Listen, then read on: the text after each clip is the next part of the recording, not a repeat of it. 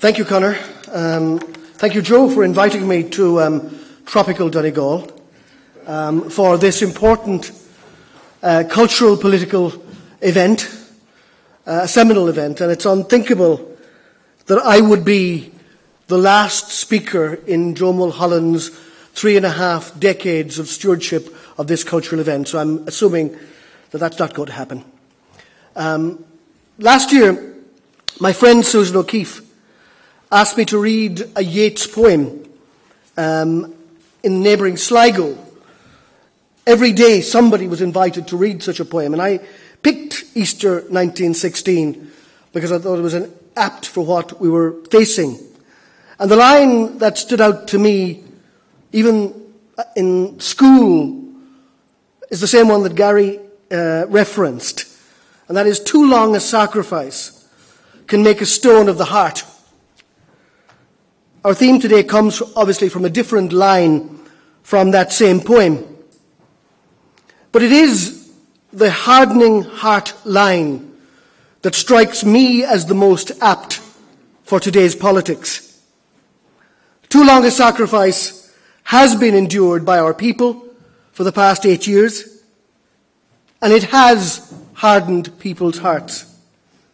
It has turned aspiration to apprehension, hope and ambition to fear and frustration. And I worry about the cynicism that has fed on that sacrifice.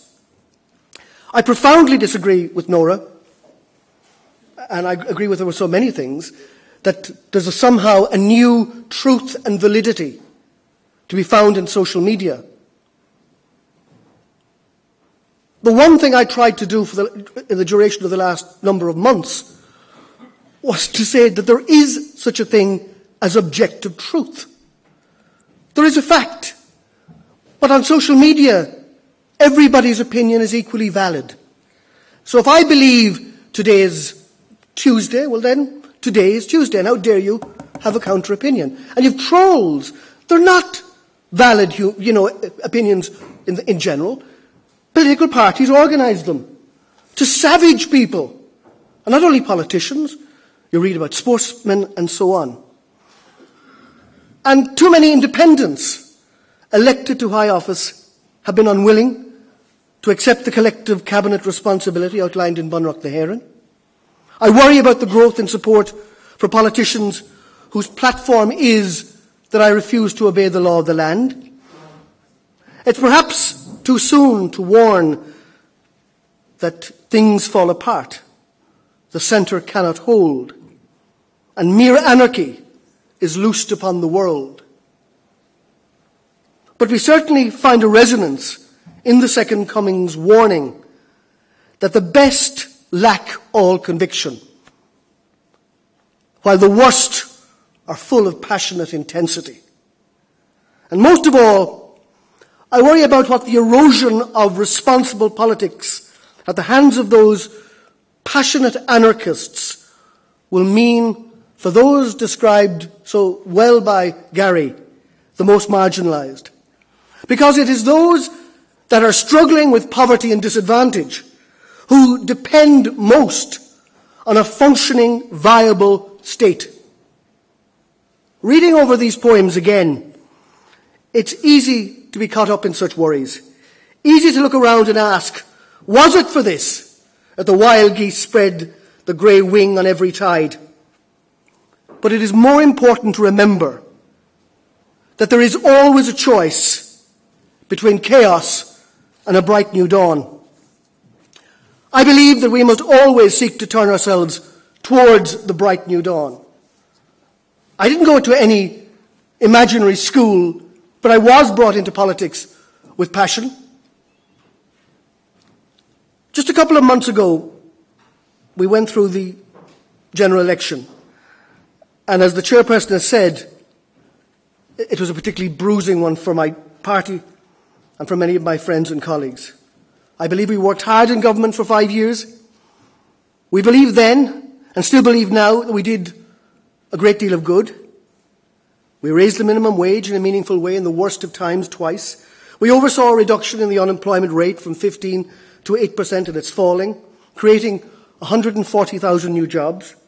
Literacy and numeracy levels, important things, increased in our schools for the first time in the worst of times in a generation. Equal access to same-sex marriage became a reality. And it is important, when Nora says that politics is converging.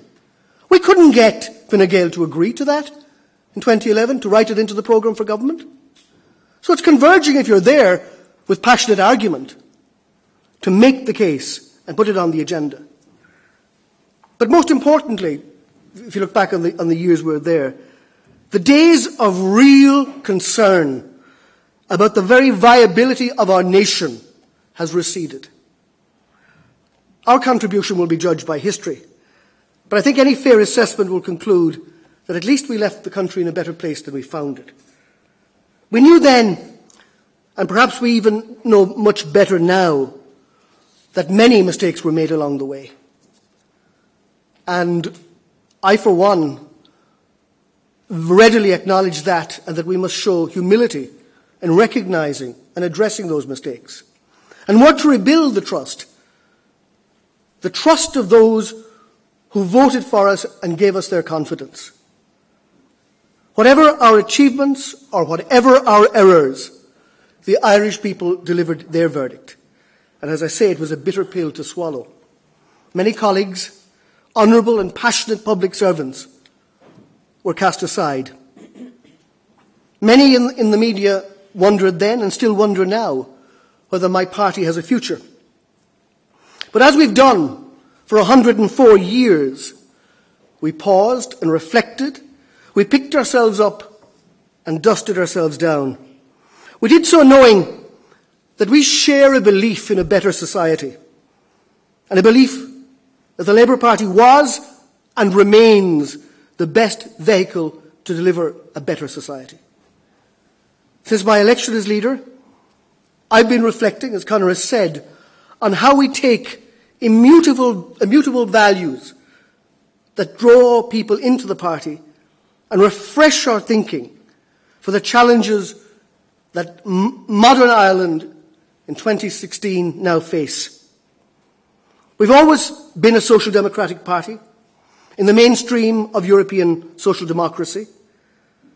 But social democracy itself is experiencing a bitter slump across Europe, challenged by populism, nationalism, and cynical forces, losing support to groups that proclaim themselves to be of the left.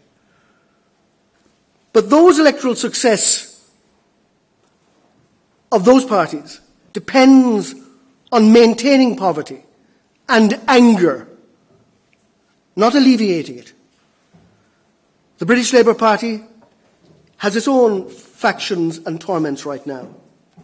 We were established, as I say, more than a century ago, like our British comrades, to advance the cause of working people in Parliament. We do not believe that to serve in elected office renders us part of an elite, that we become then automatically part of the establishment. Rather, we believe that refusal to serve renders us servile. There is nothing the establishment likes more than left-wing parties that confine their energies to campaigning and run scared of actual governing, because winning elections matter. So we seek to rebuild the Labour Party. We need to be bold. There's no template for social democratic success in any neighbouring jurisdiction that we can simply copy or appropriate. Never was that more true than now. We must build on our own template, one rooted in the values that have always inspired the Labour movement. The core of what the Labour Party believes is relatively straightforward. The Irish economy exists to meet the needs and aspirations of our people. Our economy should be organised so that effort is rewarded and all people have the chance to develop to their full potential. We need both the state and private enterprise to deliver this ambition, each in turn adding value. The state should support private enterprise through investment in capital or social spending. Businesses must support the state. They must pay a reasonable level of taxes to support and sustain the social good. Our tax policies and our welfare system must be redesigned to tackle inequality, to overcome disadvantages of all forms. Healthcare, education, childcare, housing, these should be available to all. Barriers to entry must be torn down so that equality of opportunity for all means exactly that. These services should also be efficient. They should be well run. They should be properly scrutinised. They should be primarily public so that the whims of the markets can't distort access to needed services. We are more, as has been so eloquently said, than mere economic units. We are a people varied in background, ethos and talent, but united in one common humanity. A common humanity which is enhanced when we liberate people from oppression or disadvantage, and which allows us to lift our heads and to imagine solutions to the increasing temperature of our climate or the plight of those fleeing peril and approaching our borders. Our common humanity is passionate and compassionate. By recognizing that and seeking to build upon it, we can construct a politics that once again energizes and invigorates people and maybe overcomes that cynicism. That's the core of our challenge, to make people feel hope instead of fear. And I believe that my party must dare to imagine a better and different form of capitalism, one that serves the many and not merely the few. The Labour Party was founded from the trade union movement. It was from that proud tradition that I myself grew up. My father was a trade union official and a Labour councillor. He worked side by side with my political mentor and predecessor as leader of the party, Brendan Corish. It's amazing when I say that to some reporters in Leinster House now, they don't know who Brendan Corish is. Indeed, my father and Brendan were so close that I am called after him, Brendan, and Brendan's youngest son is called after my father, John. It is work and the rights of those who work that has been our raison d'etre since our foundation. And this will remain the case. We believe in the dignity of work. We believe that work should pay. We believe in valuing those who work in serving the public, whether that is in the arts or in the health systems or anywhere else. We believe that risk and ambition deserves reward. Social Democrats in Ireland nowadays recognise that markets and the state both have a role to play in growing our economy. We also recognise that the current shape of our economy is losing the consent of those it is supposed to have and supposed to serve. That our people see growing unfairness, growing income disparity, and that our economic model must respond to that change, instanced by many speakers here, whether it is a Brexit vote. And I canvassed in the north of England with Labour MPs who told me, people who had got a 10,000 majority a year earlier, that it was the hardest campaign they were ever involved in. But there are ways of fixing this problem. More capital investment can improve our social infrastructure while encouraging sustainable growth. Investing in people, in childcare, in our schools, in apprenticeships, in colleges, in the arts, all of these can achieve the same objective. And we will argue for these. Indeed, we will also argue for a modification in the spending rules in the fiscal pact, and I'll be very happy to talk to you about that if you ask any questions. But building a better economy doesn't just mean spending more money. It means looking to new models. I've asked Joan Burton and Sean Sherlock to examine how we can build a truly shared prosperity. to do more on cooperatives, mutual enterprises, giving people a greater stake in the management of their own enterprises, meaningfully supporting social enterprises, recognising that business need not just be about money, but can build social capital. Could we redesign an economy that prioritises the need for intergenerational solidarity, destroying the corrosive idea that the next generation should not or could not expect to live a better life than their parents? We will address these questions in the coming months as we try to be relevant to the real questions and the real needs and the real fears of our people. And we will outline a roadmap to that reformed, better economy. There is one area which I know will be part of the solution. Our economy needs to be more local, supported by local government that is resourced and empowered. One of the mistakes we made in the last 5 years was the abolition of town councils. We should never have agreed to that, and we need to put that right again. The decision of some councillors to block a directly elected mayor of Dublin, I believe, was also a mistake. We need town councils, we need directly elected, democratically accountable mayors at local level, and we need to empower them. The members of Dublin City Council have one idea at the moment, to throw it out to you. They want to introduce a small hotel bed tax, €1 or €2 per night, bringing an extra €4 million per annum into the council budget, and, as you will be delighted to hear, they want to expend that exclusively on the arts. That would be transformative, an extra €4 million a year in Dublin. And it would boost tourism. So the hoteliers would actually benefit from it in the long term. A cycle of innovative policy thinking relevant to the local context, which simultaneously addresses the democratic deficit. Rather than blocking that and ideas like it, central government should get out of local government's way and let local politicians, working with the needs of local communities, implement plans supported by local people to grow and address local need. As a party, we believe in public services. We believe that the work done by public servants should be praised, not denigrated. But plainly, we believe that the work done for the public is every bit as valid as work done for the market. And I've said we believe in capital investment and in changing the fiscal rules to provide it, and we'll fight for that. Everyone should have access to broadband, no matter where you live. Everybody should have a decent accident and emergency within a commutable distance.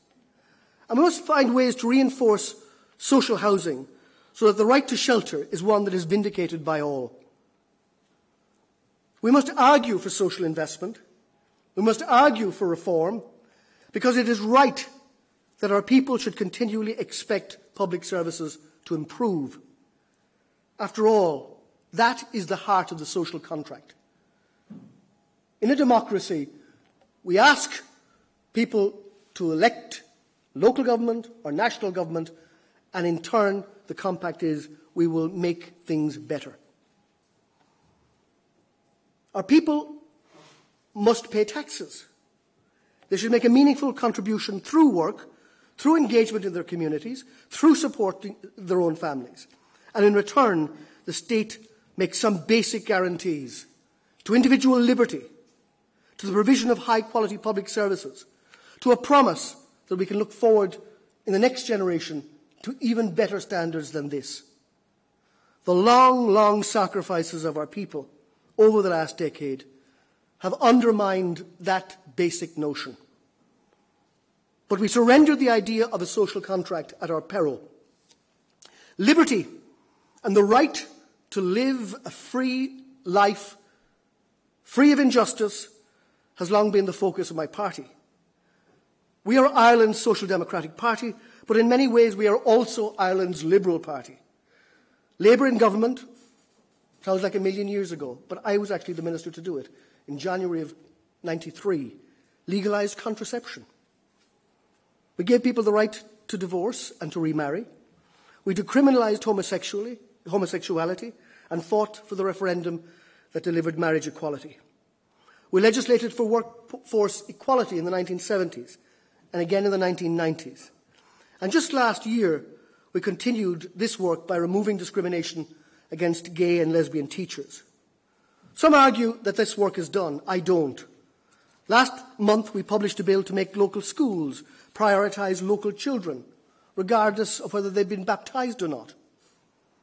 In an editorial in that August publication of the Irish Times, they noted that the fact that many parents of no faith were compelled to baptise their children in order to secure a school place is not good enough in a pluralist society. That was defeated in the Dáil, but we'll come back to it again and again and again. These are some of the issues. A shared prosperity, a renewed social contract, and the pursuit of individual liberties. These are the three themes that you'll hear a lot from me in the months ahead. There are others: privacy, the need to strike the balance between individual privacy, our capacity to use data to deliver services efficiently and well, and the need to protect our security. Internationalism, and a recognition that humanity demands that we are concerned about the plight in Damascus as much as we are about the plight of people in our own communities. All of these areas are at the heart of Labour's identity, and I believe the heart of what is quintessentially Ireland's identity. I believe in a real republicanism, not one identified by the border between Lifford and Strabane, a republican that stands against things. I believe in a republicanism that recognises that sovereignty lies with engagement and empowerment of citizens. That those of us who are given the privilege to represent the people should speak loudest for those who are furthest away from power.